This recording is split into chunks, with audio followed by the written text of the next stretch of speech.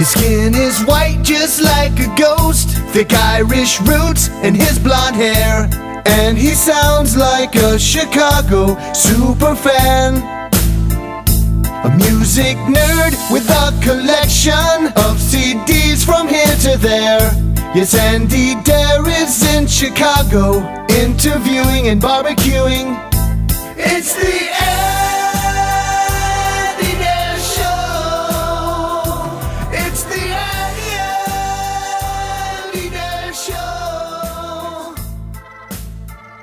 Hey everybody, thank you so much for checking out the Andy Dare Show. This is our 62nd episode, and it just blew my mind to be joined by a childhood hero of mine, one of the greatest American songwriters of the past 20 years, one of the most prolific and successful songwriters, Art Alexakis of Everclear. And he's a great guy, very nice to take the time out of his day. We did a quick little chat. I had a blast doing it. I just remember picking up his first album probably around 1996 on spring vacation, and it was just a great time. I love Sparkle and Fade. We talk about how he tackled the big issues that weren't being tackled, in alternative and grunge music. They really had their own style, their own sound, but it was very American at the same time. We do dive into little politics. We dive into heartbreak, all a bunch of good stuff. Just want to thank Art from the bottom of my heart for taking time out to talk to the little guy. And 62 episodes in, and we're doing just fine. I want to thank Rich Banks for the awesome theme song. Been having a lot of good feedback about the song. And they've got a great episode. But before we do that, I want to get into my awesome sponsors. First up, in Darien, Illinois, 7,000 square feet of browsing bliss. Frugal Muse. They're a books and multimedia superstore. They have gently used a new books, CDs, movies, LPs, audiobooks, greeting cards, and more. And they're also just a very relaxing time. If you miss going, having a relaxing afternoon walking through Borders, which just shut their doors last year, or, many of the bookstores that have also shut their doors, then you should, reignite the flame and go buy Frugal Muse. They buy, sell, trade, and they have a huge selection, super nice staff. Paul, the owner, couldn't be nicer, and I met them all at Matt Walsh's taping of his Bear Down podcast last June. It was really cool to see Matt Walsh's whole family come out. He is a Darien kid himself, and he's the talk of the town. He's, in Hollywood making movies, television shows like Veep, movies like The Hangover, all sorts of good stuff that he's been into. So it was really cool to see him, do a little live podcast at the Frugal Muse. So it kind of just sparked my interest. I started talking to them, and he was interested in sponsoring my show. So I want to thank Paul. I want to thank the Frugal Muse. Do check it out. It's a really fun little place. You can call to order brand new copies of most books and audiobooks, and they'll give it to you at 25% off. And, just a really cool place. Give them a call. They buy, sell, trade, as I said. It's 630-427-1140. And if you're in the western suburbs, check them out. It's Darien, Illinois, located at 7511 Lamont Road. There is a lot of construction going on right on 75th and Lamont Road right now at that corner. But let me tell you this. It is worth the wait in a little bit of traffic to find all, old books that you remember reading and you haven't seen for a long time at a super cheap price. Old movies that you'd never be able to pick up for $1 anywhere else. Super nice people, super great place. That is the Frugal Muse. And all right, we got a little startup company. We're not sure if they're going to make it through the end of the quarter, but we thought we'd throw them a bone.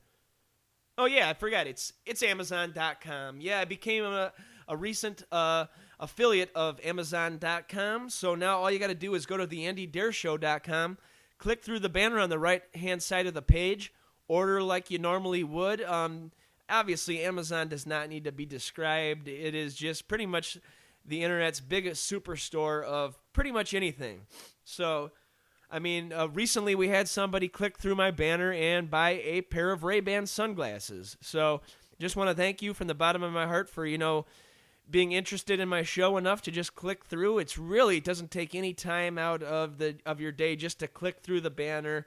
so we can keep the lights on here at the Honeycomb Hideout a few months longer.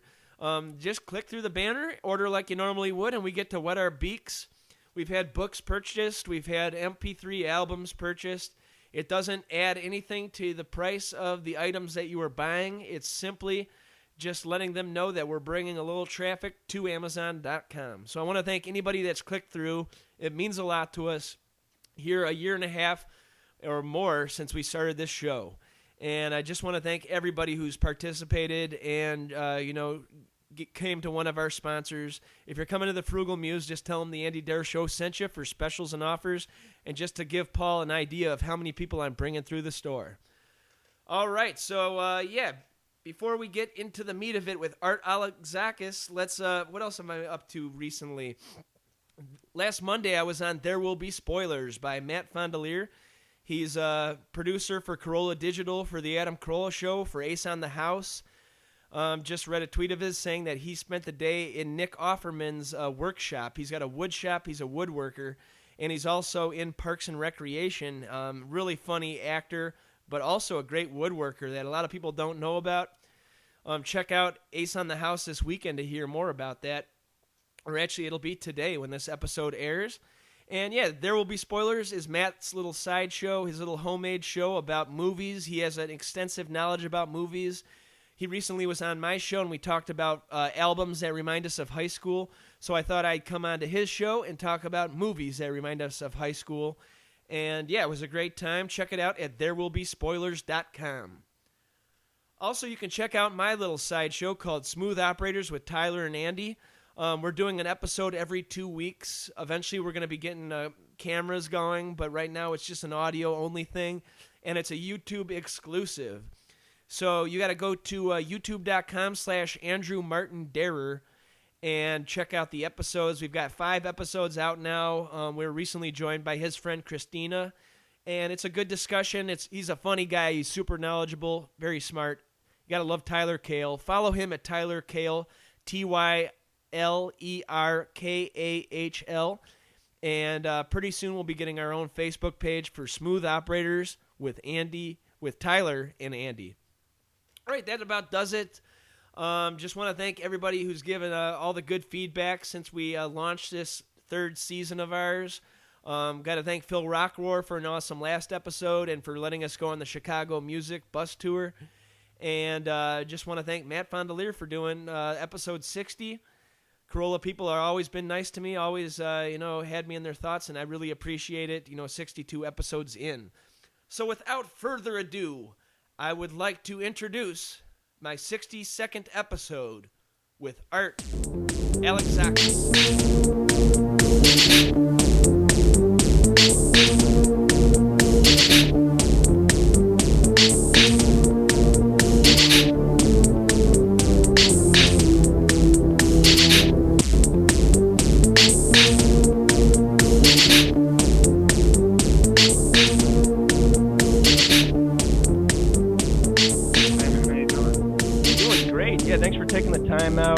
Been a big fan of Invisible Stars. How's the whole summer going for you?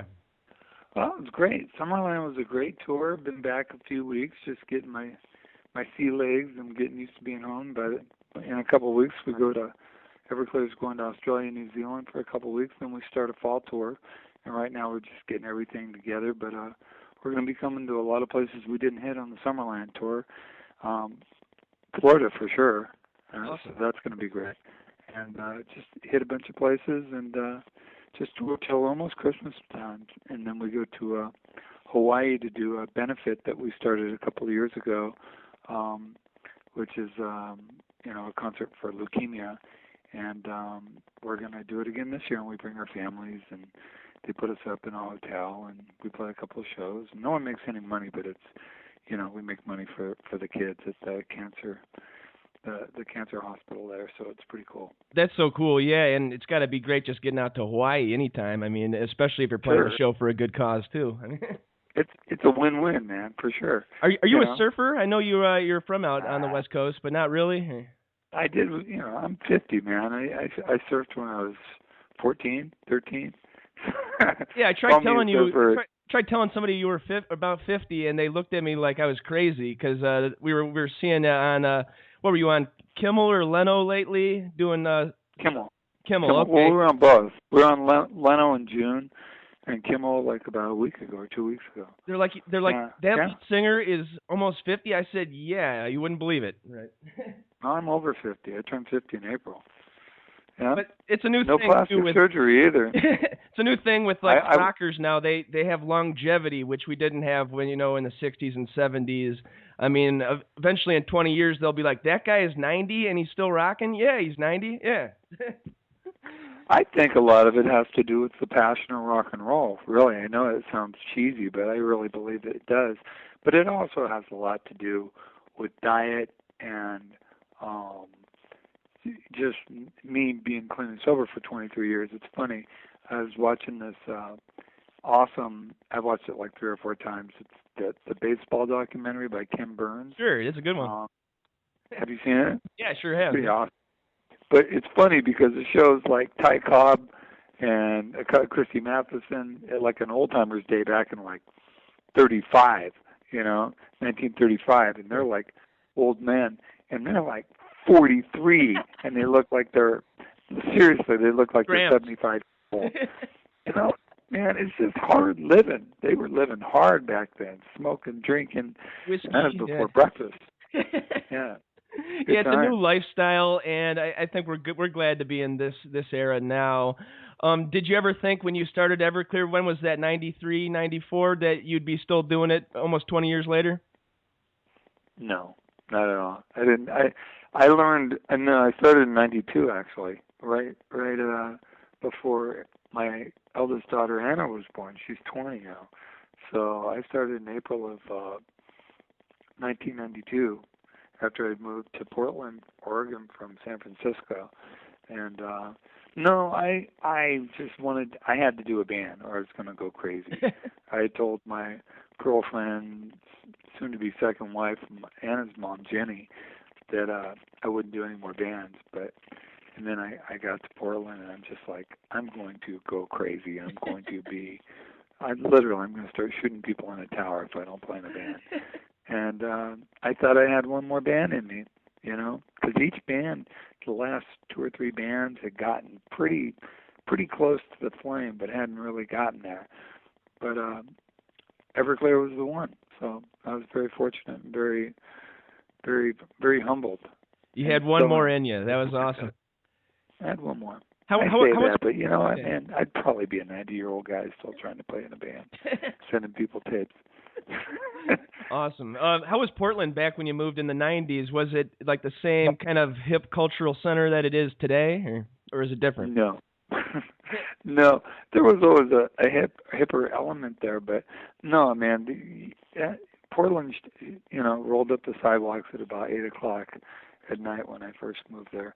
But that was fine to me because I had a baby, man. I was clean and sober, and there was always an element that was partying, and it's always been artist-driven and a very liberal town and politically very aware and cognizant. That's always been there.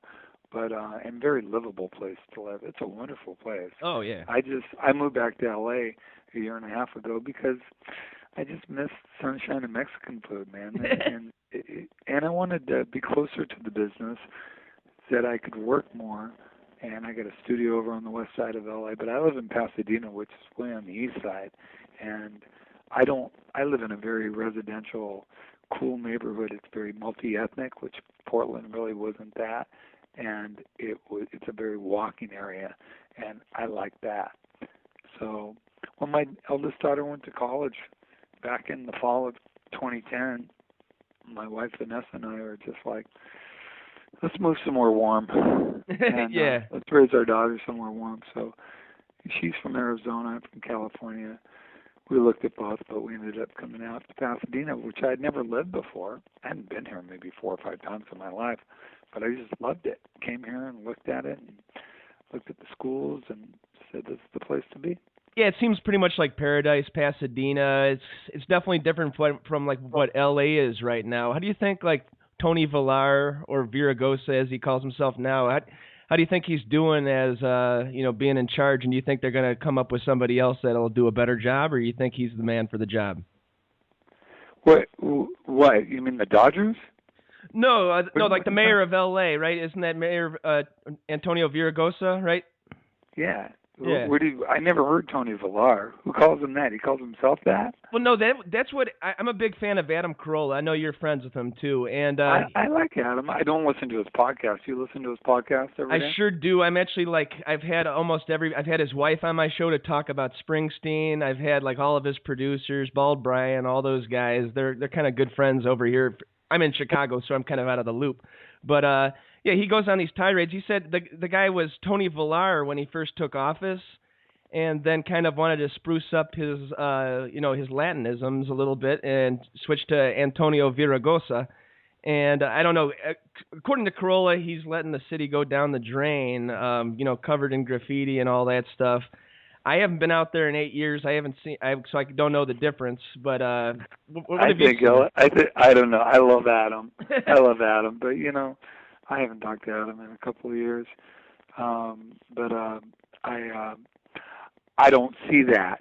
You don't see that? Okay. I don't see that. And I've never known him as anything but Antonio Villaraigosa. Gotcha. I've never known him as anything else. And him trying to Latin it up, I mean, he's as Latin as they come, man. He's the real thing. He's a very well educated, very intelligent, Chicano dude. I mean, that's what he is.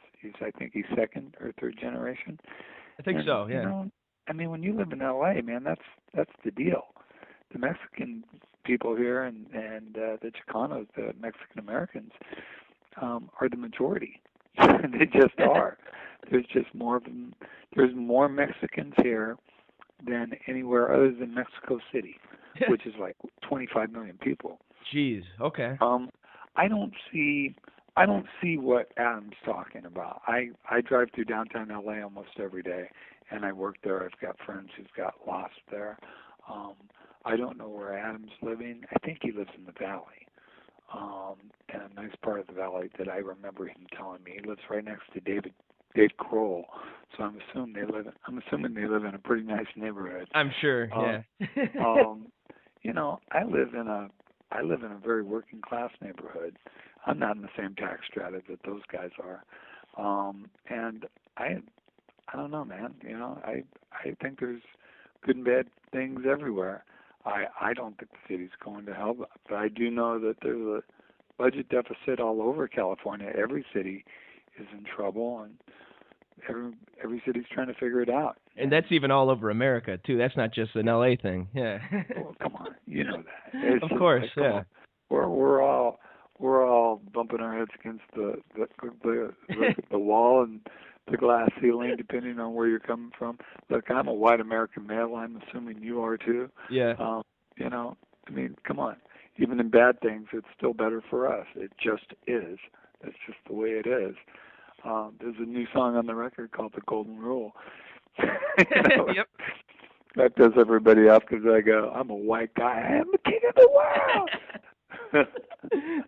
Yeah, I love that one, and I love how you never shied away from tackling the big issues. Even back on, Sparkle and Fade, you dealt with race issues, you dealt with abuse issues, and it seemed like a lot of the people from, the alternative mid-'90s, they were kind of staying away from that and just wanted to get poetic with, kind of obscure lyrics. You were kind of just going but no one knew what the hell they were saying. Exactly, and you were just walking right into it. It took balls to do that. Heartspark $, me and my black girlfriend. It's just, it took balls to kind of come out with that stance at that time, and you're still doing it even with, like, Jackie Robinson on the new album, and, it takes guts, Art, Well, man, I wear my beliefs on my sleeve, even in the characters I write. I mean, Jackie what's his name? What was Jackson Green? I'm even blanking on the character's name. He's not a real character, but he's a character in Jackie Robinson that comes from a lot of people that I've met and put together. And I make the connotation between Barack Obama and Jackie Robinson. I mean, they're game changers. Whether you like them or not, you got to give them props for being a game changer. Sure. And I like Barack Obama. I think he's made some mistakes, and I think anyone was. I think there's a learning curve there, and but that's my I put my beliefs and mostly my heart on my sleeve. That's what artists are supposed to do. I really do. People go, "Oh, you're a bleeding heart." Yeah, I am. That's my job. Fuck off. It's true. I mean, that's what I'm supposed to be doing. I'm sure they were telling Dylan that when he did the hurricane. Oh man, of course. They every guy and gal in this world that sticks their heads at, people take a swing at. That's just the way it is. And you've got to be prepared for it. You've got to know when you're running for president and you're going to say something to people, you better know that every person in that room has a video camera in their pocket. Every person in that room. Every person you meet on the street who's 13 years old and over probably has a video camera in their pocket. So if you're famous and you're going to date somebody that isn't your significant other, you're going to get busted, dude. Have fun, yeah. Gal, dude, whoever you are, whether you're Ashton Kutcher or what's her name, the girl from the Twilight who got busted with her having an affair with her director. Or even the Duchess of England, yeah. Well, yeah, that too. That's a bummer because, I mean, they were on private property. But even that, man, and that wasn't a video camera. They weren't out in public. They were in a villa, and someone was like a mile away with a high-powered camera. That's not cool. That's not cool at all. No. That's like being in your bedroom and someone taking a picture of you having sex with your wife. Seriously, because you're famous. The rules of propriety. Are you still there? Yeah, I sure am. Yeah. The rules of propriety don't count because you're famous. Yeah, decency doesn't apply to because you're famous. I don't see. I see that you're still a human being. I mean, if you're going out and having cocktails with some skank or something like that, then maybe it's fair game. But really, chilling in a villa. You walk outside your door, it's fair game. It's fair game. I say it. I think don't judge lest you be judged. I think judge and be prepared to be judged. I mean, that's the whole thing. It's like that's the world we live in. I don't necessarily like it. I mean, think about, now this is before your time, it's before my time too, but think about 1960, 62, the year I was born. JFK's mistress, one of the most famous women in the world, was singing happy birthday to him. Everybody in the press corps knew that JFK was sleeping with Marilyn Monroe, sure. But no one talked about it. Could you imagine that happening today? There was still a respect, yeah. Well, you could call it respect, but you could also call it the old boys club. You think they would have not done that to a woman? They would have ripped her apart. They didn't do it to a white man who was in power. So I think it's becoming more egalitarian and fair, but it's also, I don't know. I mean, you look at it. You look at Mitt Romney, and I'm just thinking, look, I'm not a fan, but I feel empathy for the dude. It's just like, man, he's had a hell of a week. That kid's had a hell of a week. You should call it a day, man. Just go on vacation. Go buy a factory in China or something. Yeah. It's fun. Burn off a little steam. You might as well save the next 2 months and just go on vacation somewhere, I think. Yeah. Just go buy a factory, fire everybody, What is used to? Work out the kinks a little bit, come back. It'll be okay. Very funny. Yeah, I mean, I think Brock's got it on lockdown for, the next month or two. I think he's got this one. He had to deal with the past 8 years, so of course it's going to take a little bit of, readjustment time. And he didn't build this economy. The economy was the way it was, and kind of just inherited it. I think the guy is just a nice guy. I think he's something different. Barack Obama? Yeah, I think Barack. Everybody likes Barack Obama. Even Republicans like Barack Obama. I mean, he's funny, he's smart, he's a nice guy.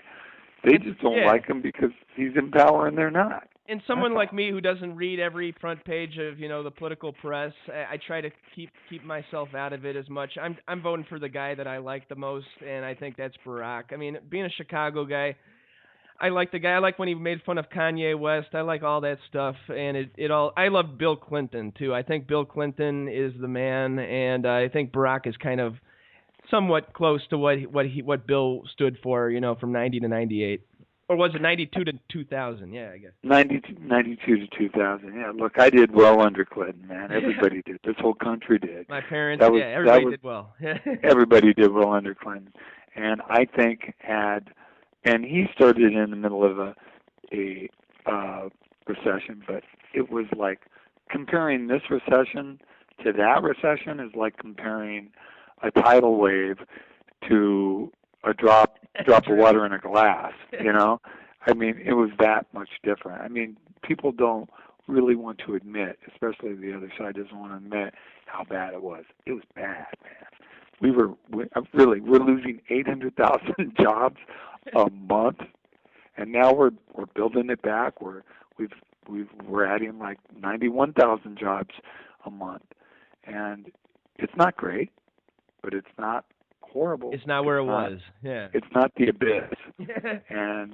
and there ain't nobody here. There ain't nobody that wants to live through a depression. Sure. Yeah. Everybody wants to. Really? Yeah. My mom lived through the depression. My dad lived through the depression. They're bitter fucking people. No one wants that. No one wants that. It's just like World War II, really? They lived through World War II and the Great Depression. Yeah, no. And the fact that a lot of places didn't have indoor plumbing. Once again, I'm glad to be where we are in 2012, especially when you look at it that way. Definitely. It could be worse, man. It could be really worse. I get to work a job I love. I have a great family. I have friends. I'm healthy. I just found out a guy I know who's just like 3 or 4 years older than me has brain tumors. Really? Huh. And and I'm just, God, man, you really got to be happy for every strong day you have. Certainly, yeah. Every moment you got to be grateful. Humble. And as I get older, I really am. I get to put out records. I get to make records still. I'm not the biggest cat on the block. I'm not rich. You don't need to be. I'm still treading water like everybody else to keep my head above water and keep my kids in school.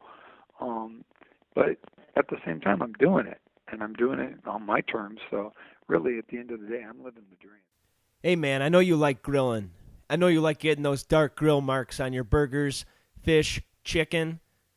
And I know you don't want to just dry your meat out like you're cooking with a hairdryer. Why not get the Man Grate and click through the AndyDareShow.com's banner so we can keep the lights on here at Honeycomb Hideout Studios in gorgeous Westmont, Illinois. The Man Grate. How about this? Well, what's the best aspect to your job right now in 2012? The best aspect of my job?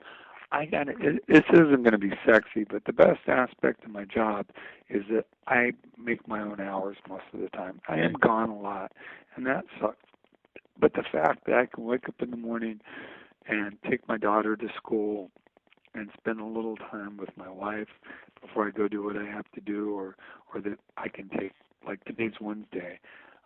This is our date day where me and my wife just spend the day together. Nice. And I try not to do anything. I'm doing this call, which is, no, I'm not supposed to, but I wanted to get it out of the way. But, that kind of things. I have that kind of luxury. That's not and I know for most people, they don't have that luxury. And I've been in places most of my life where I didn't have that luxury. And I'm just really thankful for it.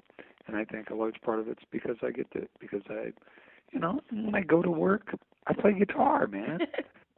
I play guitar. I get to sing songs to people who like my music. I mean, that's pretty How about cool. this? You probably don't have a guy in a suit, like, breathing down your throat, like, hey, Art, we need the new single out. We need this. We need a new video. Quick, we need this. We got to do this article. You got to do this. I mean, that probably was more prevalent when you were, doing Sparkle and Fade and, the one after that. Is it less of a thing now? You get more freedom? Well, to be honest with you, I don't feel like I'm on the treadmill as much, but I never put up with that stuff. I've always been kind of surly about it. When I did our deal, it's funny is like labels started building up, and this is the early '90s and '94, Sure. and we finally played a showcase in LA in April of '94, and all the labels pounced. Right, we had literally 37 offers within 2 or 3 days. It was Jeez. a bidding war. It was ready to go. And what you do in a bidding war is your manager at the time would fax this offer over to all the other labels, and they would fax back a bigger offer, and then you'd fax that to everybody, right? And then you'd take meetings with the top 10. I took meetings with everybody and set out what I wanted. I want this much money. That's not bad. Okay. I want this many firm records. Okay, that's cool. I want tour support. I knew what I wanted. I was 32 years old. I had been through it. I'd seen other people make mistakes. So what I was asking for was the tools for success, right? Sure. I want a commitment of this much marketing, this much promotion, this much this and this and this. Yeah, okay, we're cool with that. I want a bigger back end. I want a huge back end. If we are successful, I want to this and this and this and this. And they're like, well, okay. They negotiated a little bit, but they gave me pretty much close to what I wanted. And then at the end of it, I go, oh, yeah, by the way, I want to produce all my records, and I want total creative control. I want the last word on everything. And like, Hell yeah, that's 75% of the labels just went, woof, just gone. Just woof. Nope. And then what was left was about 7 or 8. And I'm like, okay, these are the guys. These are the guys. And Nice. I picked Capital. Yeah. So, I'm so to answer your question, I never really kowtowed to them.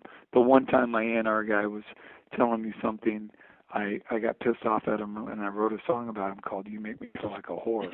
So he didn't bug me too much after that. But he was right. He was right.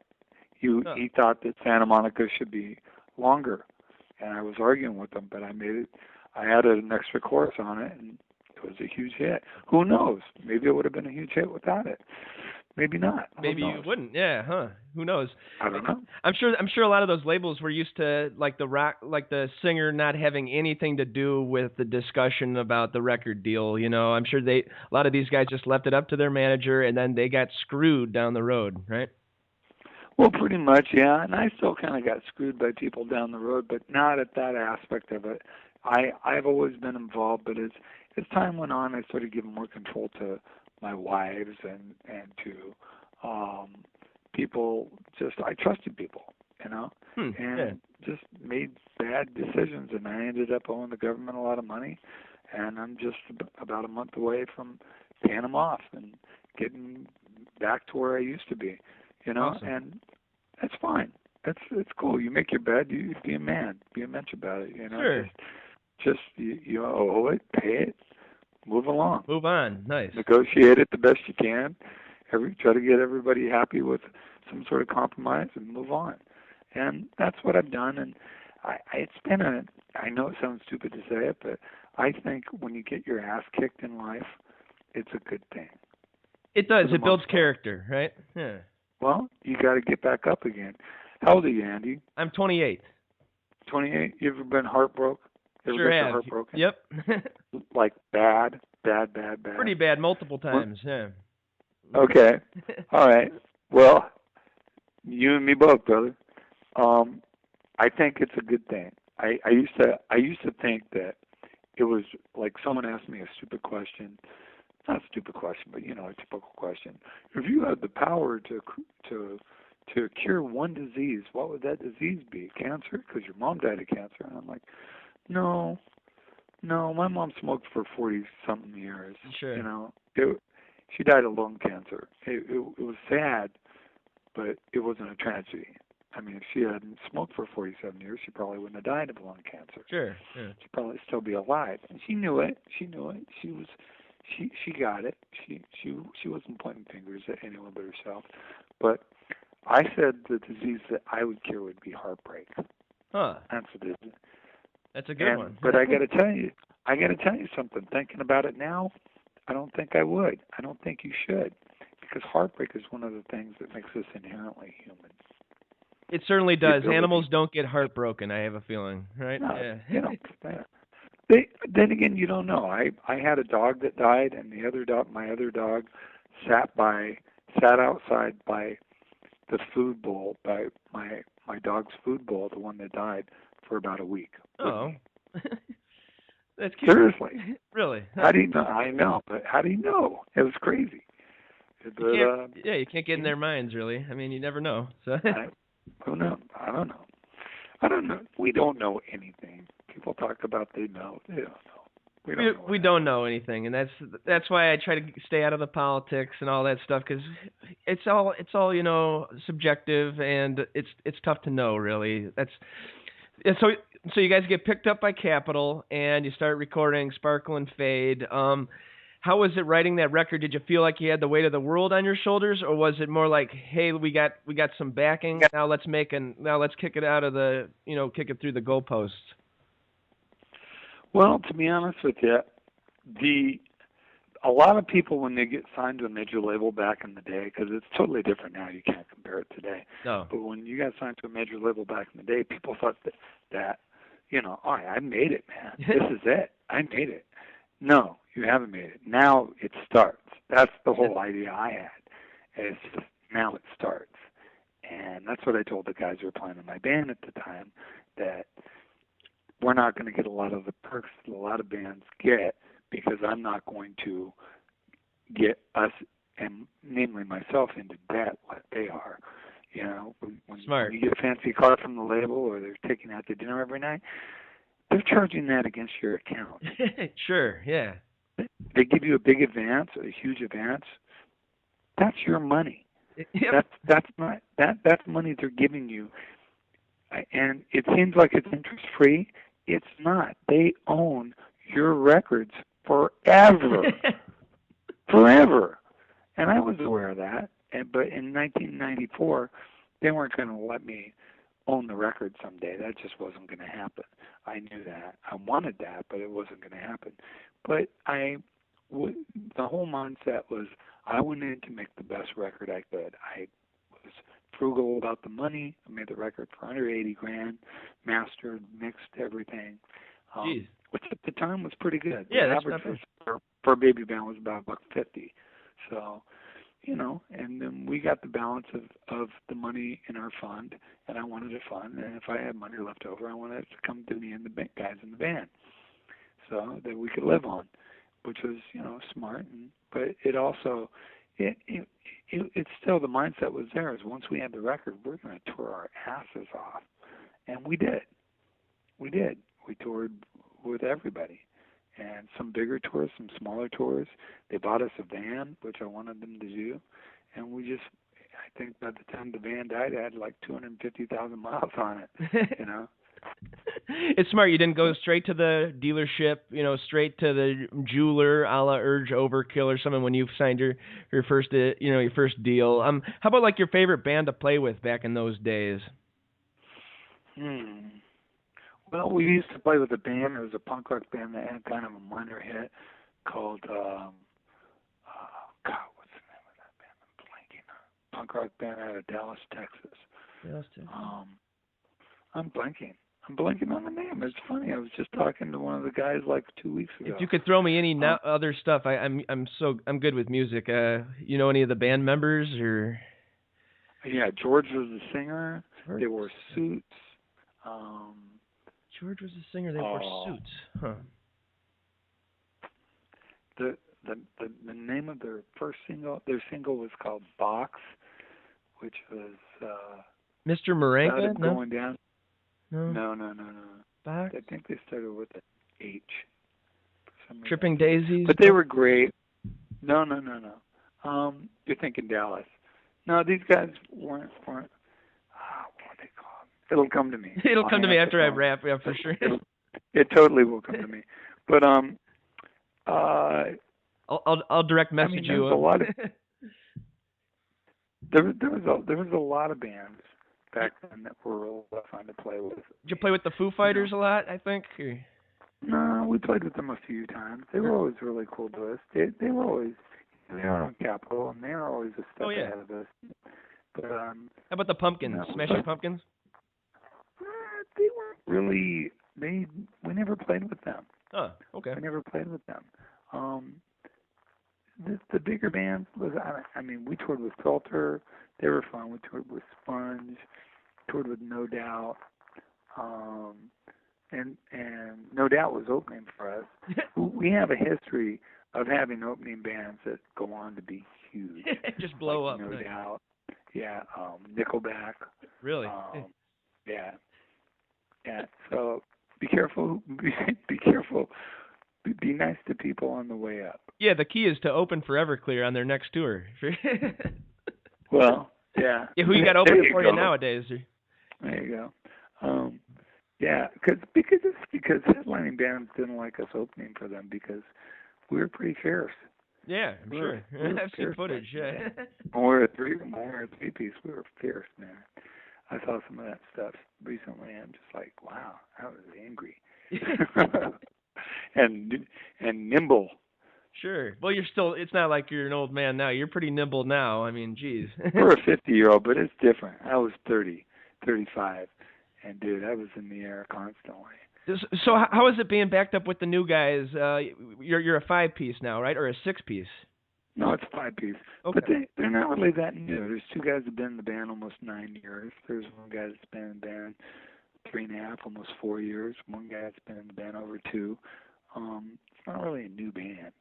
You know, this is a band we worked on all the songs together. They put in their input and they played on the new album, and you know, it's been a band for a while.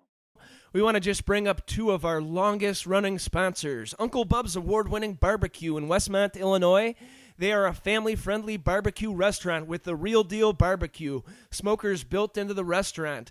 And they have great ribs, pulled pork, beef brisket, homemade hot link sausage. If you're a fan of meats, which I am, do yourself a favor and check us out in the western suburbs of Westmont, Illinois.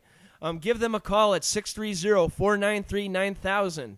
And also treat yourself to some catering. They are a full-service catering company as well. They put on weddings, pig roasts, luau's, corporate picnics, lunches, whatever you want. They will bend over to your every will and make sure that your party goes off without a hitch. They have smokers. They have grills that they can bring right out on the site and make sure that your party goes great. Check them out on the web. That's at UncleBubs.com. And if you have any questions, give them a call. Tell them that the Andy Dare Show sent you for specials and offers.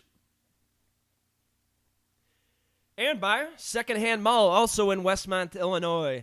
309 West Ogden Avenue. They are a secondhand shop that actually bought out the inventory of Remember When Records, my record store of 28 years. So they have a huge vinyl selection. They have a huge CD selection, movie selection, computer, games. They also have power tools, musical instruments. It's just a great atmosphere, kind of like the Frugal Muse. They're in Westmont, Illinois. Give them a call. They buy, sell, trade, 630-810-9980. And visit them on the web at Secondhand Mall, a.k.a. 2ND Hand Mall. I could definitely hear the whole band coming together as a band on this new album, a lot more so than I did with Welcome, to the, the one prior to it, Welcome to the Drama. Yeah, Welcome to the Drama Club. I think that was a really good album, but I think in hindsight it should have been a solo record. That's what it felt like a little bit, yeah. Yeah, it should have been. It really should have been. But I really love that record. I think it's a good record. It's just not really an Everclear I love record. Glorious. Yeah, that's a beautiful song. And but it seems like now with this new album, you guys are finally getting your footing together as more of an ensemble. And I think it's like a good fortune for what you guys got coming down the road too. I'm excited for what's next too. So cool. Well, me too. I don't know what's next. I'm just going to tour on this record and keep trying to make this thing happen and break it. And we just put out a second single to AAA radio yesterday, Santa Ana Wind. So we'll see how that goes. This is a whole different world, man. You need something to really flip the switch. And other than that, I'm just going to go out and take care of our fans and just keep doing what we do. Yeah, it's really cool that you got fans all around the globe. You're going to New Zealand, and it's got to be weird seeing people from like New Zealand, foreign countries, singing back your words to you. Is that just a weird, exciting moment? Oh yeah, it's always exciting. I don't care where I am.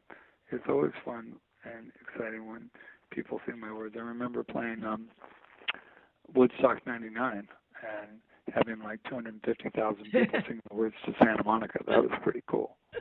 That's insane. Yeah, considering the way we were dressed at the time, it was pretty amazing. I don't even know what the hell we were thinking of. We looked ridiculous. But anyways, I need to wrap it up, brother. Sure, sounds good. Just want to thank you for taking out the time. I know this is your date day, but appreciate you taking out the half hour for us.